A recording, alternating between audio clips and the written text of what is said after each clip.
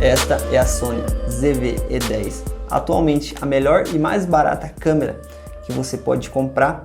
Claro que ela tem os seus pontos negativos, que podem ser que pese na hora da sua escolha. Começando pelas suas características físicas, a gente percebe que ela é uma câmera extremamente pequena, considerando a qualidade que ela entrega, muito bem construída, foi feito um bom trabalho na construção, ela é extremamente sólida, qualquer lugar que você pega dela você sente que a construção é boa, só de você pegar assim, eu pelo menos percebo isso. Qualquer dúvida de onde eu comprei, quanto que eu paguei, se fui taxado ou não, o que acompanha na caixa, quanto tempo demorou para chegar, na descrição tem um vídeo completo do unboxing e das minhas primeiras impressões. A construção em geral dela é toda em plástico, claro que as partes que tem que ser de metal, como a parte do encaixe aqui, para você conectar sua lente, ela é em metal, a parte da sapata, a parte aqui da sapatinha de acessórios, a parte das alças. Essas partes que precisam ter uma resistência maior são todas em metal, mas a construção em geral dela é de plástico. Mas assim, um plástico de muita qualidade, igual eu falei, você percebe assim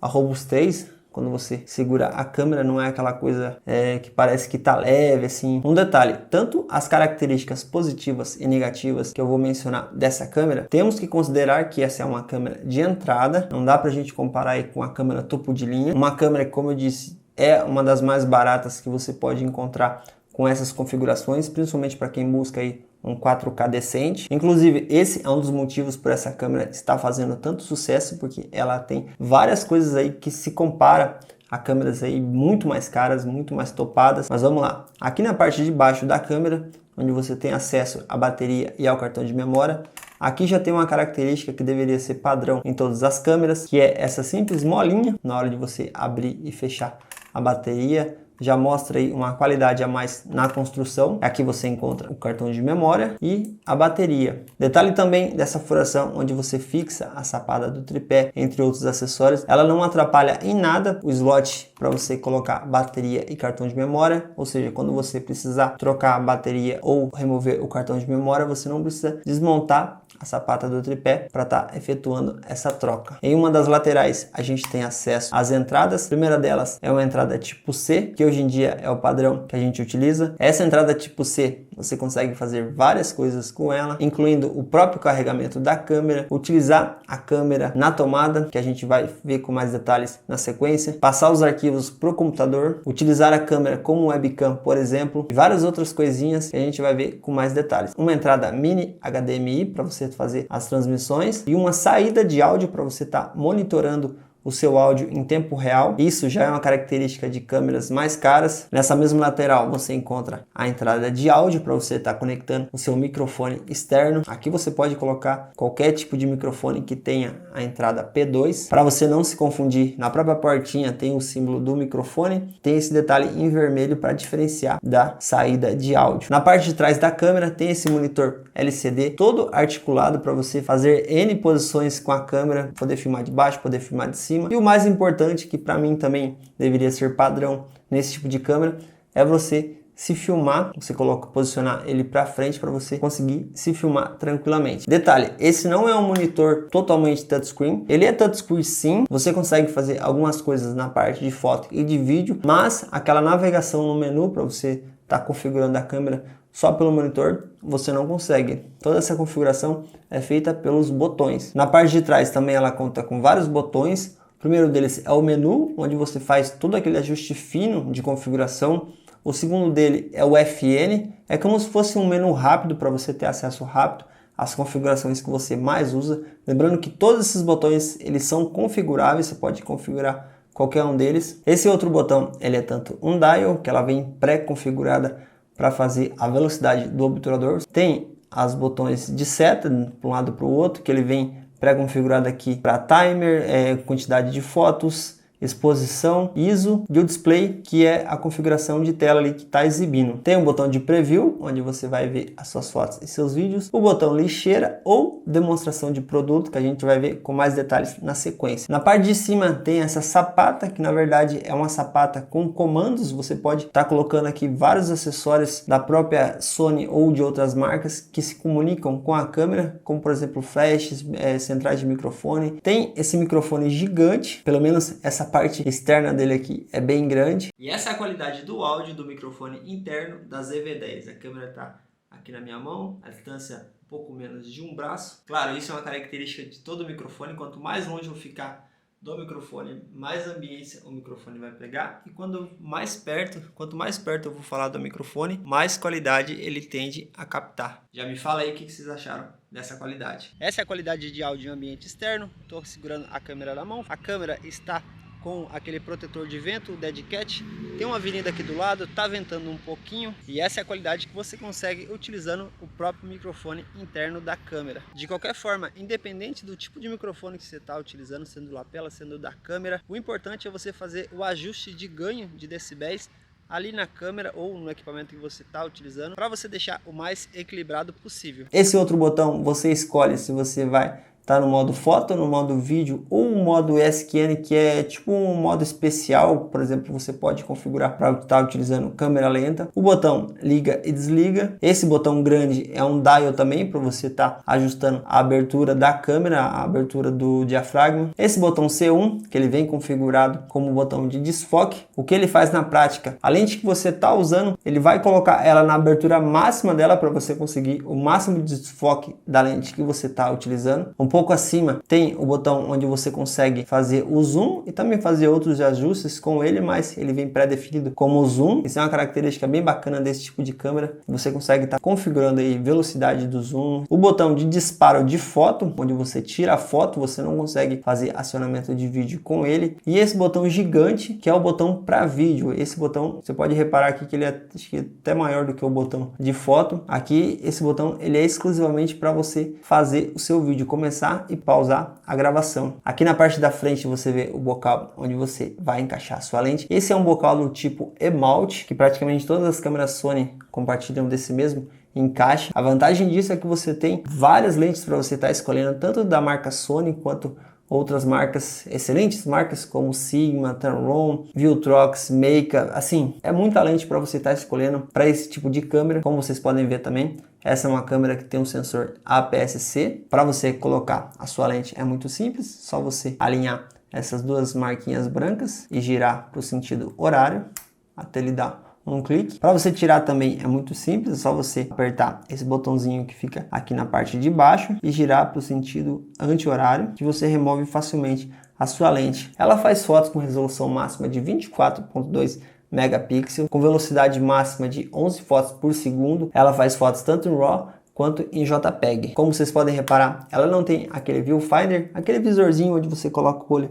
normalmente para estar fazendo fotos. Confesso que para mim não faz falta nenhuma, eu acho que eu nunca utilizei esse acessório. Na verdade, eu acho até bom não ter, porque como é uma coisa que eu não uso, para o meu caso é interessante não ter, porque é uma coisa a menos para ter aqui na câmera, acaba reduzindo o preço, reduzindo o peso, reduzindo tudo. Isso é uma coisa que eu não vou estar utilizando, mas se isso é uma coisa que é extremamente importante para você, com certeza esse modelo vai te fazer falta nisso. Assim, o legal dela ser compacta, para você guardar, normalmente colocar na mala e levar para viagem ou qualquer outro lugar que você for, para você estar guardando ela, ela vai ocupar muito menos espaço, vai ser uma câmera muito mais leve. Claro que tem um ponto negativo, que acho que é o único ponto negativo que você perde um pouco aqui, a pegada dela, mas assim, nada que você se acostume, mas comparando a ergonomia dessa câmera com uma câmera mais robusta, a câmera mais robusta vai ser mais ergonômica sim, vai ter a pegada mais confortável, porém, isso aqui você resolve facilmente colocando aquelas cage, coloca uma cage aqui, você automaticamente fica com uma câmera robusta na mão. O legal disso é que se você precisar de uma câmera compacta, você remove a case ou não usa nada, você tem uma câmera compacta. Ah, quero uma câmera mais robusta? Coloca uma cage aqui, automaticamente você tem o melhor dos dois mundos, tanto uma câmera robusta, ergonômica, quanto uma câmera compacta para você estar guardando facilmente. Diferente de uma câmera mais robusta, que você só tem a opção de mais robusta, ela não tem como você diminuir ela para estar guardando, por exemplo. Aviso importante, todas as cenas, os takes que aparecerem a Sony ZV-10, eu ela na mão ou algum take, estão sendo gravados com a minha Canon R10, junto com a lente do kit, a 18-45, e todas as cenas que não aparecerem a câmera ZV-10 estão sendo gravadas com ela. Eu vou utilizar para todas essas filmagens aqui com a lente do kit, a 16-50mm, vou falar um pouco sobre ela também. O bom é que as imagens que vocês avaliarem com essa câmera, com essa lente, considere que qualquer outra lente que você comprar que tem uma ótica melhor ali, você já vai conseguir mais qualidade ainda do que você vai ver aqui, ou seja, só tende a melhorar. Na verdade, eu já comprei uma lente para mim estar utilizando com ela. Assim que chegar, vai ter conteúdo aqui no canal também. A resolução máxima de gravação dela é 4K 30 quadros por segundo, ela não faz 4K 60, porém esses 4K a 30 quadros são a 100 megabytes, na verdade ela grava em 6K, daí ela dá uma comprimida no arquivo para deixar ele do tamanho em 4K. Resultado final, ele te entrega ali um 4K com mais qualidade do que um 4K comum. Ela também faz o 4K a 60 MB, que é o 4K normal, 60 megabytes, não 60 quadros, e também o 4K a 20 quadros por segundo, que é o mais utilizado aí pela maioria das pessoas e é o que eu mais utilizo também. O 24 ele também faz a 100 megas e 60 megas. Já em Full HD ele consegue entregar até 120 quadros por segundo, ele também faz 24, 60 e 120 quadros por segundo para você fazer aquela câmera bem lenta, e esses 120 quadros também é a 100 megabytes, que traz uma resolução um pouco melhor. Na parte de foco, ela é extremamente competente, o foco dela funciona muito bem, é muito elogiado esse sistema de focagem da Sony. Ela faz tanto o foco ali no olho, seguindo ali o foco contínuo no olho, quanto no rosto inteiro. Tudo isso é configurado bem facilmente ali no menu. Você consegue ou dar prioridade para pessoas, para ele focar olho de pessoas, quanto para animais, tem várias configurações que você faz no menu. Mas essa questão de foco pode ficar tranquilo que ela é excelente. Outro detalhe bem legal, ainda falando da parte de foco, que é o foco manual dela. Diferente de outros modelos, quando você coloca ela no foco manual, você ainda consegue mudar os pontos de foco na própria câmera. Tocando ali no display, você consegue alterar. Você não precisa necessariamente, quando você coloca no foco manual, achar o foco aqui pelo anel de foco. Esse é um recurso que eu gostei muito, principalmente quando você quer fazer aqueles takes que você está utilizando o foco manual, só que vira e mexe você tem que trocar. Só você toca na tela ali, você já consegue alterar o foco mesmo estando no manual. Para você fazer teus reels, teus shorts, é só você virar ela, mudar a orientação dela aqui. Todo o arquivo que você gravar nessa orientação na vertical, o arquivo ele sobe automaticamente na vertical já. Você já pode tá transferindo direto para o seu celular. Ele vai estar na vertical para você já estar utilizando, não vai precisar ficar girando o arquivo no computador ou no próprio celular. A função demonstração de produto que você ativa só clicando aqui na lixeira. É uma função muito boa, principalmente para quem grava conteúdo e que precisa mostrar alguma coisa. Como normalmente o foco fica sempre aqui no rosto ou no olho, é difícil a câmera, na verdade, ela sempre vai priorizar o rosto, mas quando você vai precisar mostrar alguma coisa, você tem que estar meio que burlando a câmera, você tem que tampar aqui, ó, que focou.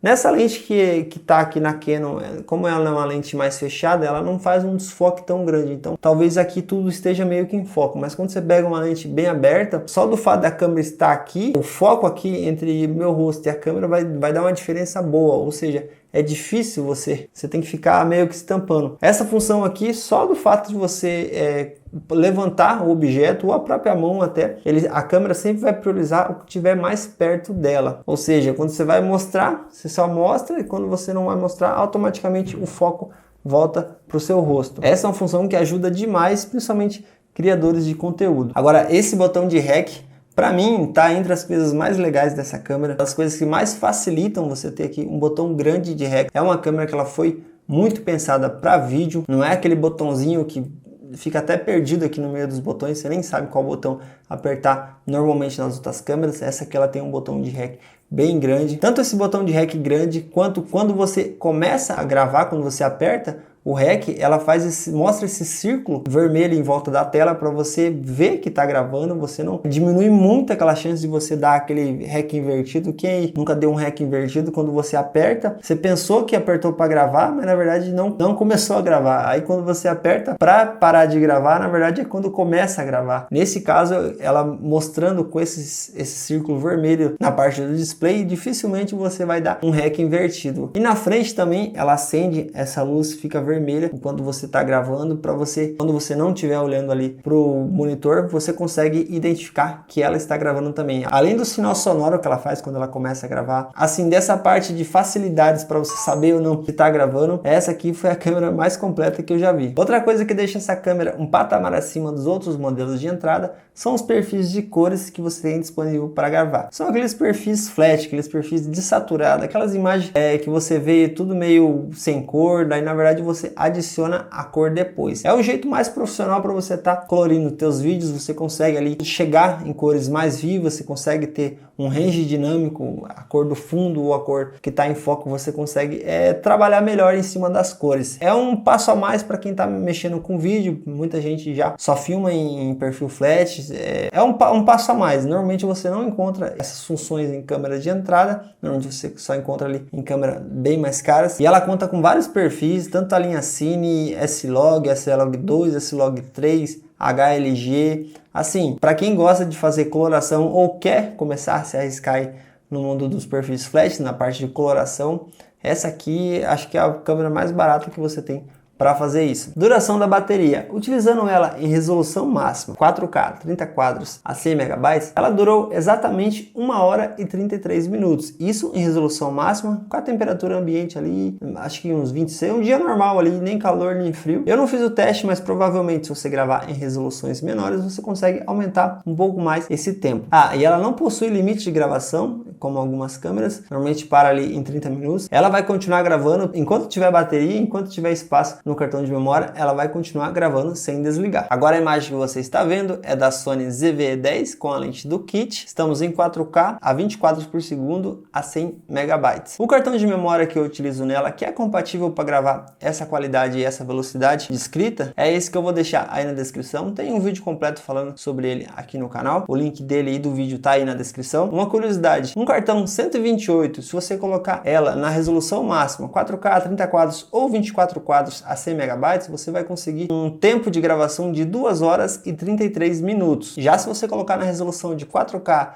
30 ou 24 frames, só que a 60 MB, você consegue um tempo de gravação de 4 horas com um cartão de 128 GB. Provavelmente se você usar um de 64, você vai conseguir mais ou menos metade desse valor. Esse tempo de gravação da bateria, eu acho que está bem no padrão aí na maioria das câmeras de entrada, é um valor bem aceitável, considerando que a gente está gravando em 4K, numa resolução alta. Claro que dependendo do seu uso, vocês vão precisar de uma bateria reserva. Eu particularmente ainda não precisei, porque ela tem várias coisas que dá para você fazer para não precisar de uma bateria extra, mas claro, dependendo da situação, é interessante você ter pelo menos mais uma ou duas baterias extras. Não sei se vocês viram o vídeo do unboxing, mas na caixa ela não acompanha um carregador externo. O carregamento da câmera é feito diretamente pela câmera, mas o legal é que você pode utilizar ela diretamente na tomada, sem precisar de nenhum acessório adicional. Com a própria fonte e o cabo que vem nela, você consegue estar utilizando ela na tomada. É só conectar, apareceu aquele símbolozinho de uma tomadinha, quer dizer que ela não está consumindo a bateria, e sim ela está usando energia direto da tomada. Outro modo bem interessante, que para mim é bem útil, você consegue alimentar ela diretamente com power bank. Esses power bank normal que você encontra por aí, é só conectar o cabo que vem nela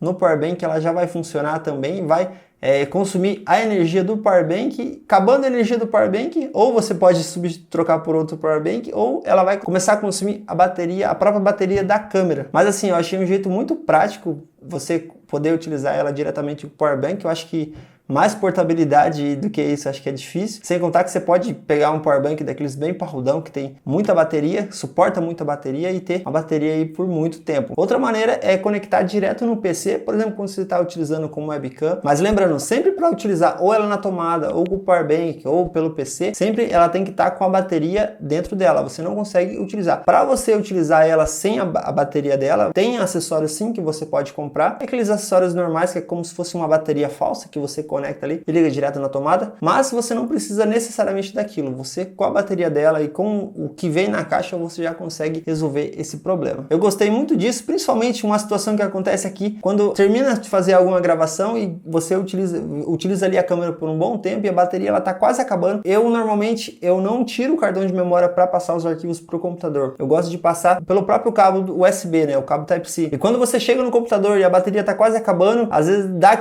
na outra câmera que eu tinha, dava aquele medo de essa bateria acabar bem na hora que eu tô passando os arquivos. Talvez pode correr o risco de corromper algum arquivo, alguma coisa do tipo. Nesse caso, quando eu coloco ela para passar os arquivos, que eu conecto o cabo USB nela para passar os arquivos, ela já está sendo alimentada pelo computador, mesmo se tiver 1% de bateria. Essa bateria ela não vai acabar porque ela está sendo alimentada direto pelo computador. Ela para de usar a bateria interna dela. Ainda falando de bateria, outra coisa que eu curti muito é ela mostrar a porcentagem de bateria restante. Normalmente as outras câmeras que eu tive, que eu tenho, não mostra essa opção de porcentagem. Mostrava só os 3 esquinhos, tipo cheio, meio e quase acabando. Ela mostra a porcentagem exata como se fosse um celular, assim fica bem mais fácil para você monitorar ali quanto tempo falta de bateria. Sobre aquecimento, se ela aquece ou não, vou falar a minha experiência com ela. Assim que eu peguei ela, uma vez que eu estava utilizando bastante, ela deu o sinal ali que ela estava superaquecida.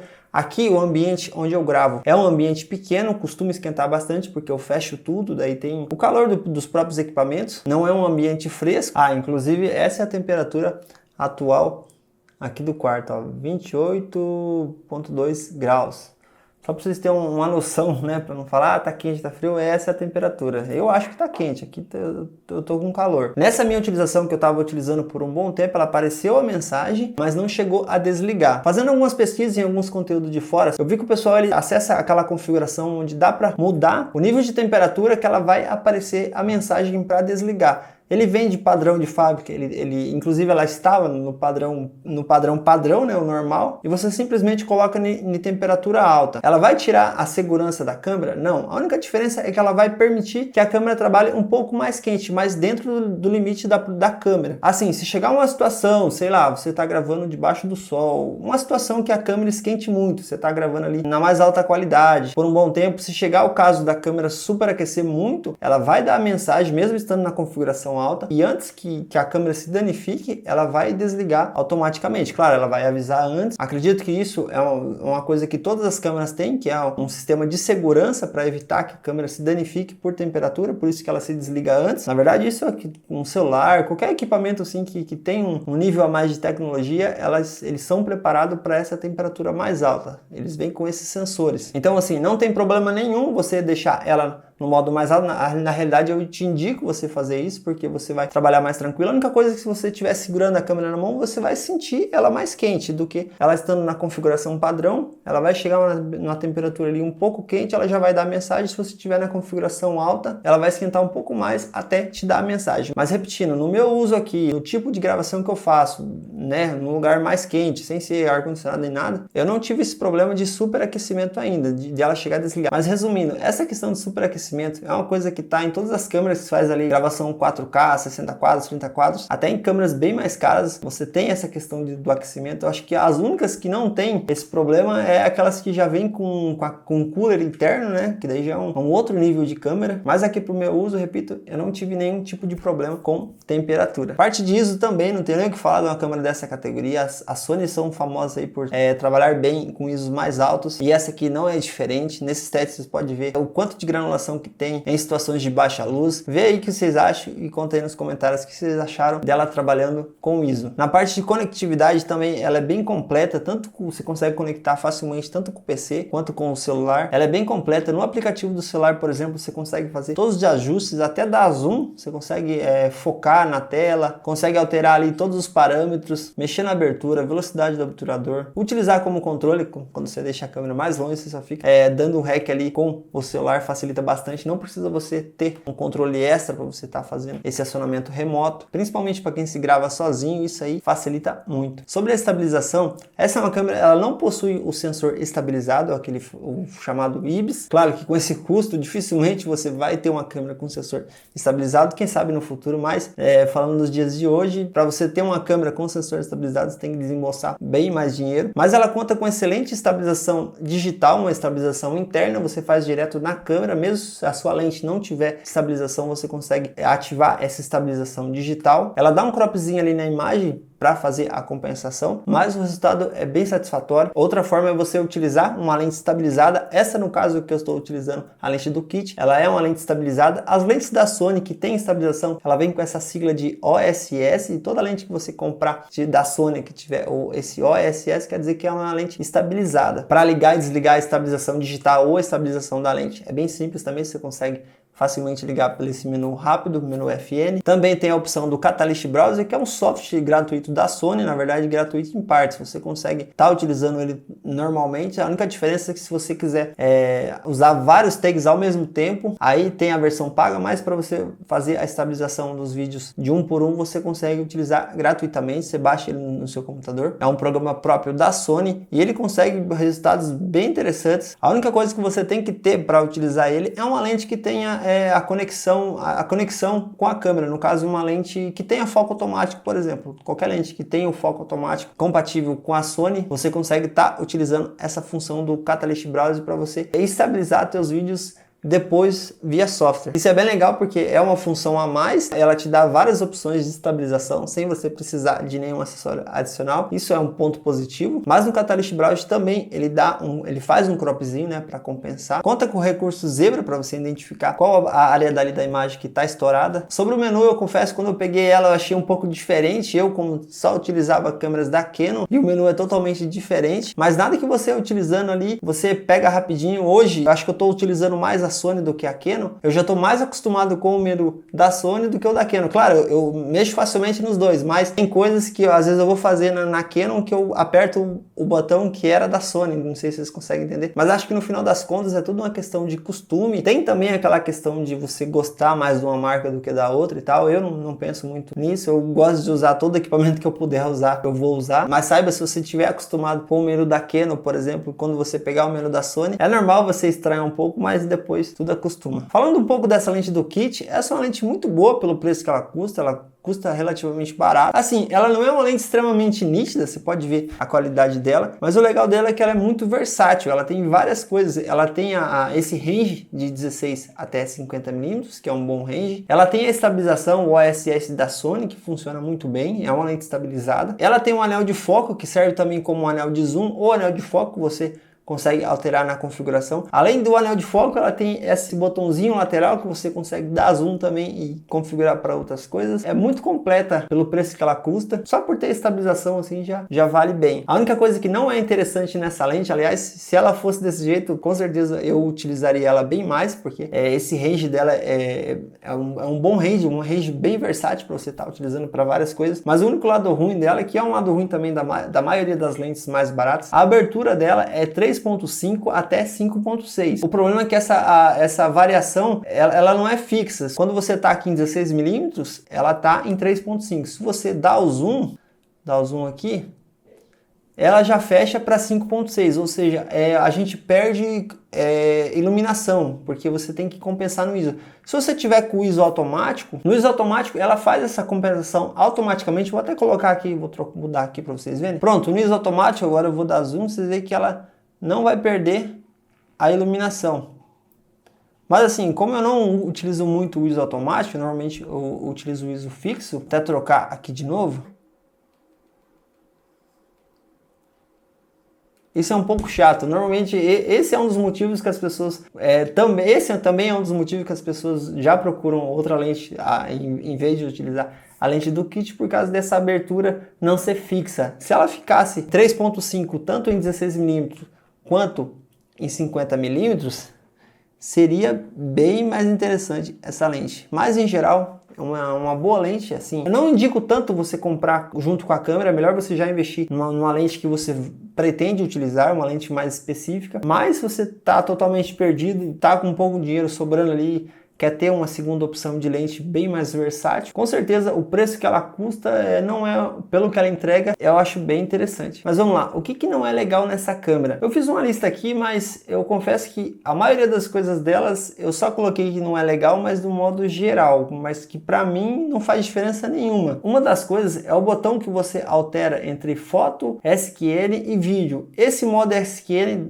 podia dar pra gente tirar ele, pular de foto para vídeo somente, mas o principal problema, que pode ser problemas para algum, vou dar um exemplo do que acontece. Aqui a câmera está no modo vídeo, configuração 1/50, ISO 320. Agora eu quero tirar uma foto.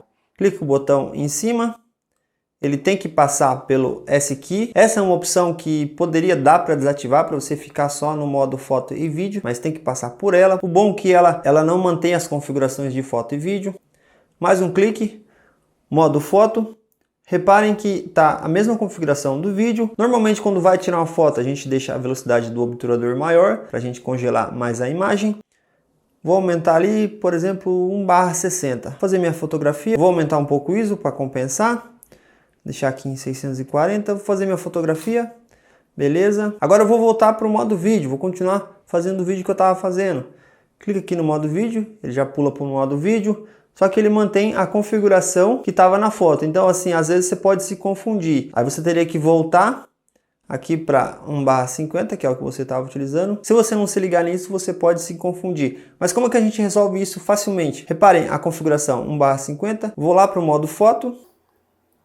Modo foto, manter a mesma configuração. A gente vem aqui, FN, modo de captura. E coloca na memória. Eu já salvei uma memória aqui. Reparem que a memória que eu tenho salva 1/60, ISO automático. Venho, faço minha foto. Quero voltar para o modo vídeo.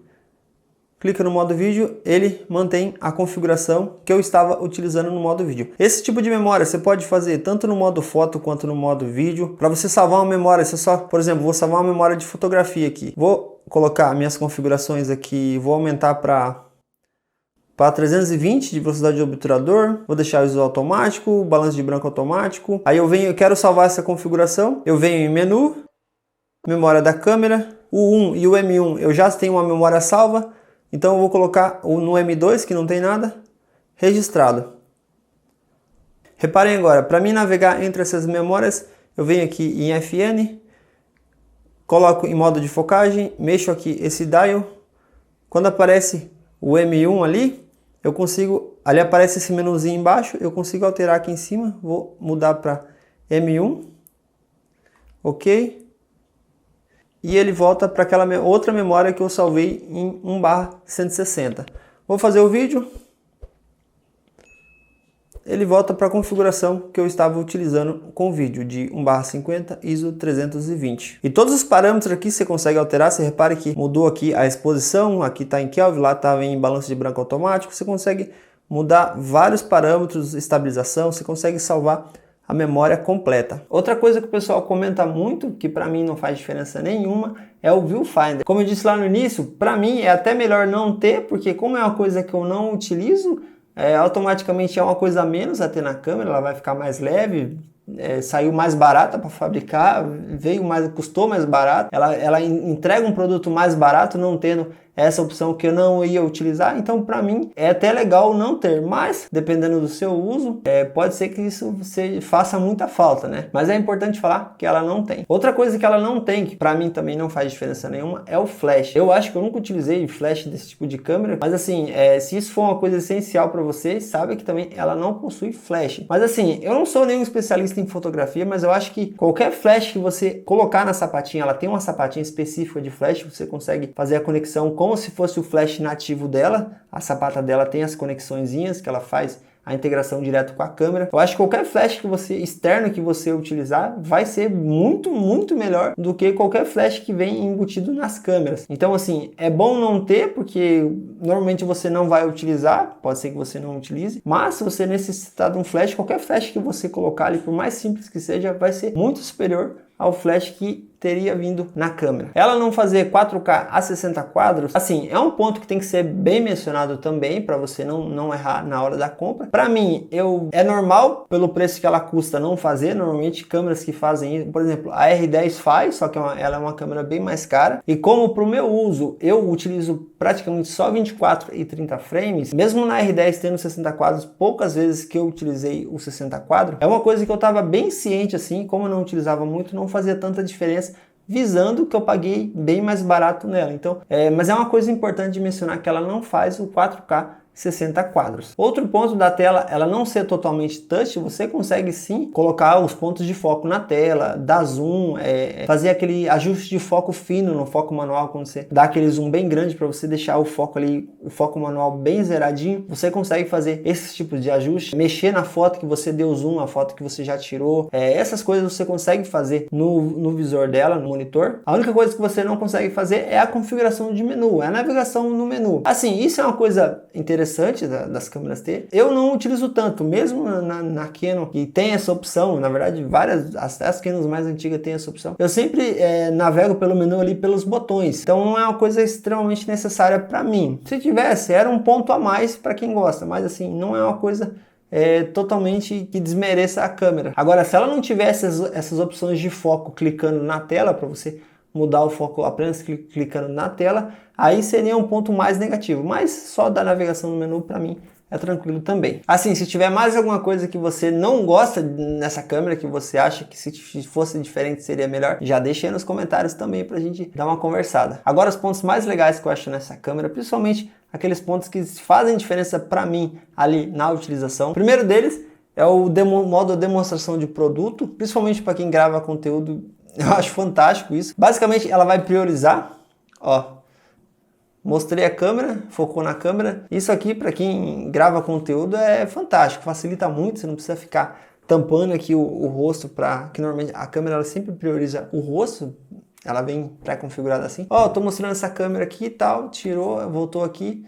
Para mim isso é sensacional, facilita muito. Aliás, um vídeo bem legal que passei é a comparação direta entre a Canon R10 comparado com a ZV-E10. Qual será das duas é a melhor opção para você? Dependendo da data que você está assistindo esse vídeo, ele já vai estar disponível ali no canal. Talvez eu deixe aí na descrição também se ele já tiver saído. Outra coisa, essa opção do foco manual ela está setada no foco manual e você clica na tela ali, você consegue mudar o foco automaticamente sem precisar mexer na lente. É bem mais fácil quando você está fazendo alguns takes em foco manual, quer mudar o foco, você só clica ali, fica bem mais fácil. Na verdade, é uma opção a mais para você estar utilizando. Se quiser utilizar só ali na lente, dá para utilizar tranquilamente. O legal é que essas coisas que ela tem a mais são opções a mais. Se você não quiser utilizar, de boa, você continua utilizando os recursos normais. A nitidez dela eu achei incrível, nesse modo 4K, tanto a 60 quanto a 100 MB. Gostei muito da nitidez, ela mostra bastante os detalhes. Claro que aqui a gente está com a lente do kit, você não vai ver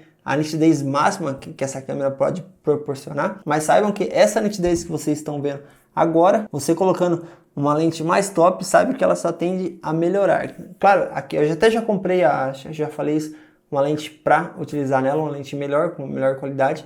Vai ter conteúdo aqui no canal assim que ela chegar. E claro, a comparação direta também da gente para ver qual que é esse upgrade desse tipo de lente do kit para uma lente melhor. Mas em geral, a nitidez dela é muito top. Outra coisa, ela não tem um limite de gravação, você pode utilizar ela enquanto tiver bateria e cartão de memória disponível, ela vai continuar gravando, tanto para utilizar em lives quanto usar com gravação normal. O fato dela dar essa opção de você gravar em perfil flat, nos perfis logs, também é uma coisa que você não encontra em câmeras mais simples, né? Câmeras mais básicas, você encontra em câmeras bem mais caras. O legal disso é que você consegue ter acesso já a esse tipo de gravação, mesmo se você já trabalha com esses perfis ou que você nunca trabalhou com esses perfis, é uma boa porta de entrada para você começar a mexer com isso, extrair o máximo de qualidade de cores. Assim, é um jeito de você elevar, subir o patamar ali das suas edições para outro nível. E o legal é que ela atende ali vários perfis. Você consegue tanto o S-Log, o HLG, o Cine, assim, é bem completa dessa parte de perfis flat. Na parte do foco automático também não tem nem o que falar, câmera excelente, consegue tanto priorizar foco no olho, foco no rosto, tanto priorizar pessoas ou animais, assim, bem completa. Você vê que ela dificilmente ela vai perder o foco.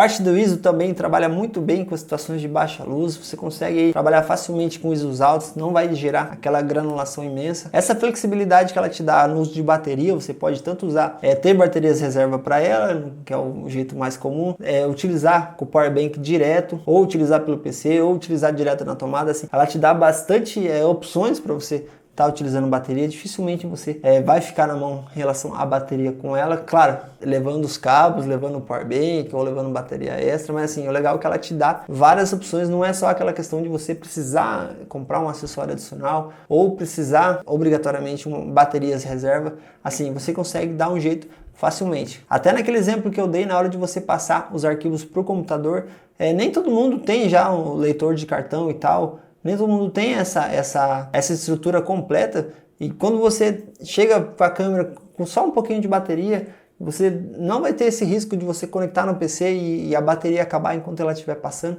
O próprio computador, o próprio cabo que você está fazendo a transferência de arquivo, ele já alimenta ela para que a bateria não acabe. O fato dela ser bem compacta, isso eu acho um ponto muito positivo. Claro que você tem a perca de ergonomia na pegada ali da câmera, porém você resolve facilmente isso colocando aquelas cages. Como o exemplo que eu dei, ela sendo compacta, você consegue guardar facilmente em qualquer lugar, é bem mais fácil para você estar transportando. Porém, se você quiser que ela fique robusta, você coloca a cage, ela vai ficar uma câmera robusta, uma câmera ergonômica, você colocando a cage já vai te dar mais opções ali de acessórios para você colocar. Você vai ficar com uma câmera bem mais parruda. Já quando a gente fala de uma câmera mais parruda, que ela já é maior, por exemplo, você não tem como diminuir ela, ou seja, ela é uma câmera grande e ela sempre vai ser grande. Se você colocar mais coisa nela, vai ficar maior ainda. Aqui é diferente, você tem tipo o melhor dos dois mundos. Você tem uma câmera compacta, mas se você quiser deixar ela mais robusta, você coloca uma simples cage ali, ela tá uma câmera robusta. Sem contar também, se você for utilizar ela com gimbal, você não vai precisar daqueles gimbals mais robustos. Um gimbal mais simples vai atender perfeitamente, por ela ser bem mais leve. A parte de estabilização dela, tanto a estabilização interna, aquela que dá um cropzinho, quanto a estabilização externa que você faz ali utilizando o Catalyst Browse, assim, são opções a mais que estão aí para a gente usar. Ter o círculo vermelho ali indicando que a gravação está em andamento, ter essa luzinha na frente, se eu não me engano tem a luzinha de trás, ela fica piscando ali enquanto está gravando, assim. Tem o sinal sonoro quando ela começa a gravar, ela te dá várias indicações que ela está gravando. Dificilmente você vai fazer aqueles REC invertido quando você pensa que está gravando, mas não está. Ter a saída de áudio para você monitorar o áudio com fone de ouvido, isso aí é um recurso também em câmeras mais caras. Essa aqui é uma câmera que ela é bem mais barata e já vem com esse recurso. A parte de acessórios da própria Sony para você estar conectando ela, conectando ali naquela sapata que tem aquela conexão. A parte de conexão dela, tanto com o celular quanto com o PC, ela te dá muitos recursos para você utilizar no celular, para você controlar a câmera remotamente. Mas assim, em geral, falando da própria Sony, eu acho que atualmente ela te dá mais possibilidades de baterias, por exemplo, mais opções de baterias para você estar utilizando. A parte de conexão com o smartphone, por exemplo, eu acho que ela está melhor. E principalmente na parte de lentes, assim, eu acho que tem bem mais lentes disponível para você estar escolhendo. Tanto lentes nativas da Sony quanto lentes de outras marcas, sem você estar precisando utilizar nenhum tipo de adaptador. Claro, tem vários outros detalhes, inclusive isso é uma coisa que a gente vai falar bem no vídeo, na comparação direta entre essa Sony contra essa R10. Assim, câmera excelente pelo preço que é cobrado, 4K muito bonito, com vários recursos, serve perfeitamente para aplicações profissionais, para quem cria conteúdo na vertical, Reels, Shorts, TikTok. Para o criador de conteúdo em geral, acho que essa é uma das melhores opções, principalmente quando a gente fala do preço. Para quem quer migrar do 1080 para o 4K, essa acho que é a opção mais barata, é o melhor 4K que você consegue por esse preço. Um microfone bom, opções para você estar gravando em flat. Para foto, ela não pode ser uma das melhores opções, mas assim, são 24 megapixels, 11 fotos por segundo, um foco excelente, várias opções de lente, tanto da parte da Sony quanto de outras marcas. Muita gente tem dúvidas sobre ela ou a SL3, por exemplo. Na minha opinião, acho que não dá nem para comparar essas duas câmeras. Essa aqui ela tá muito acima da SL3, não dá nem para comparar assim. Vou falar em preço e recursos, essa aqui tá muito acima da SL3, principalmente para vídeo, a não ser que você for gravar só em Full HD, daí você pode até comparar, mas se você está pensando em gravar em 4K, não dá nem para comparar essas duas câmeras. Em geral, eu acho que ela tem muitos mais pontos positivos do que negativos. Como eu disse, os negativos para mim nem faz tanta diferença assim. Eu estou utilizando muito ela, até demorou um pouco para sair esse vídeo porque eu estava utilizando bastante. Na realidade, eu acho que eu estou usando mais ela do que a R10. Quero comprar mais acessórios para ela. Assim que eu for adquirindo acessórios, eu vou atualizando vocês aqui também. Lembrando que na descrição tem um link de todos os produtos que foram utilizados, tanto da câmera, cartão de memória. Vai estar tudo certinho na descrição. Aqui no canal também tem o vídeo de cada um deles para vocês estarem conferindo. Comprando por algum desses links, vocês também ajudam o canal e não pagam nada mais por isso. Se ficou qualquer dúvida ou algum complemento adicional, já deixei nos comentários. Se quiser deixar alguma dúvida sobre a comparação direta entre a ZV-10 e a Canon R10, já deixei nos comentários também. Se gostou do vídeo, aproveita para deixar seu like, aproveita também para se inscrever no canal para ficar por dentro dos próximos conteúdos. Assista também os outros conteúdos aqui do canal, tem bastante conteúdo bacana. E esses foram meus vídeos, espero que vocês tenham gostado e até o próximo.